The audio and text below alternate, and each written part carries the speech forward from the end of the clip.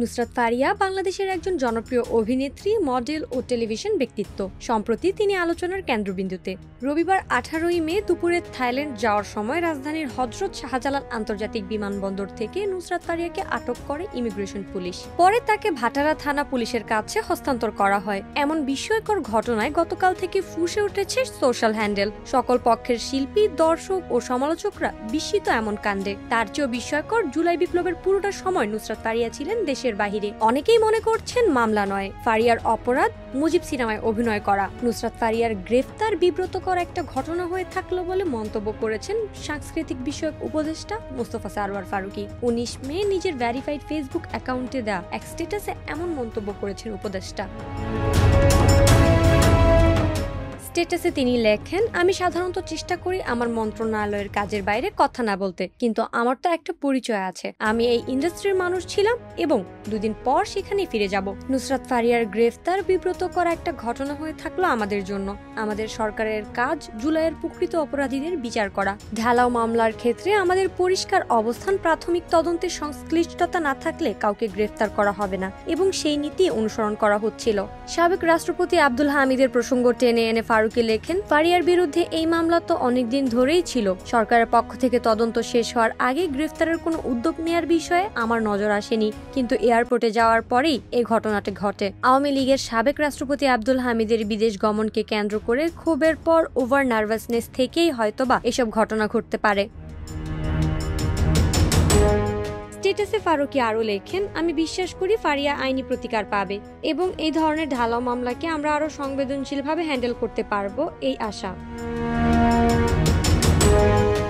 বৈষম্য বিরোধী ছাত্র আন্দোলন ঘিরে রাজধানীর ভাটারা থানায় এক হত্যা মামলায় তাকে গ্রেফতার করা হয়েছে বলে পুলিশের পক্ষ থেকে জানানো হয়। অন্যদিকে নুসরাত ফারিয়ার জামিন চেয়ে আবেদন করেন তার আইনজীবীরা। নুসরাত ফারিয়ার জামিন না মঞ্জুর করে কারাগারে পাঠানোর আদেশ দিয়েছেন আদালত। নুসরাত ফারিয়ার এই মামলার এজাহারে বলা হয়েছে, নুসরাত ফারিয়া আওয়ামী লীগের সমর্থন জানিয়ে চলমান ছাত্র আন্দোলন দমনে অর্থ সহায়তা দিয়েছেন। তাকে এই মামলায় 203 নম্বর এজাহারভুক্ত আসামি করা হয়েছে। আদালত প্রাঙ্গণে ফারিয়ার পক্ষে উপস্থিত থাকা আইনজীবী বলেন, সরকার পক্ষ বলছে উনি পালাতে যাচ্ছিলেন, কিন্তু জুলাই থেকে এখন পর্যন্ত উনি 3-4 বার দেশের বাইরে গিয়েছেন, কখনো শুটিং এর জন্য, কখনো চিকিৎসার জন্য, আবার ঠিকঠাক ফিরে এসেছেন। ওনার পালানোর কোনো ইন্টেনশন নেই। ফারিয়াকে গ্রেফতারের পর শোবিজ তারকারা সামাজিক যোগাযোগ মাধ্যমে বিভিন্ন ধরনের প্রতিক্রিয়া জানিয়েছেন। এ বিষয়ে অভিনেত্রী আজমেরি হক বাঁধন লিখেছেন, কি লজ্জার বিষয়, এই মেয়েটির কোনো দোষ নেই, সে মোটেও দায়ী নয়। যারা ফ্যাসিবাদী শাসন চালিয়ে সাধারণ মানুষের উপর অত্যাচার করেছে তাদের সঙ্গে তার কোনো সম্পর্ক নেই। বর্তমান পরিস্থিতি এবং ব্যবস্থা নিয়ে আমি গভীরভাবে উদ্বিগ্ন। আমরা এমন দেশে বাস করি না যেখানে ন্যায় বিচার সাধারণভাবে প্রচলিত। তবে এবারের ঘটনাটি একেবারেই গ্রহণযোগ্য নয়।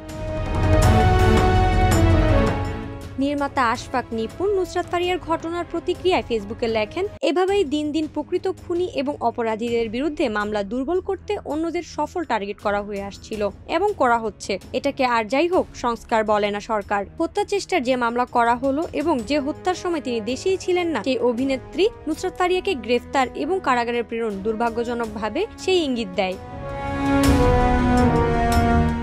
নির্মাতা অভিনেতা শরাফ আহমেদ জীবন বলেন, একটু আগে একটা চ্যানেলের লাইভে দেখলাম নুসরাত ফারিয়াকে আদালতে নেওয়া হচ্ছে। কোন এক অদ্ভুত কারণে মনটা খারাপ হয়ে গেল। বোঝার চেষ্টা করলাম নুসরাত ফারিয়ার অপরাধটা কি। এরপর ফারিয়ার 2টি অপরাধ বের করলাম। একটি মুজিব সিনেমায় অভিনয় করা, অন্যটি জুলাই আগস্ট শেখ হাসিনার সাথে ফারিয়া হত্যা মামলায় আসামি।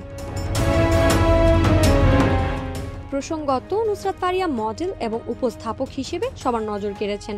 2023 সালে নুসরাত ফারিয়া শ্যাম বেনেগাল নির্মিত মুজিব একটি জাতির রূপকার সিনেমায় সাবেক প্রধানমন্ত্রী শেখ হাসিনার চরিত্রে অভিনয় করেছেন। আওয়ামী লীগ সরকারের পতনের পর এই সিনেমায় অভিনয়ের জন্য ব্যাপক সমালোচিত হন তিনি।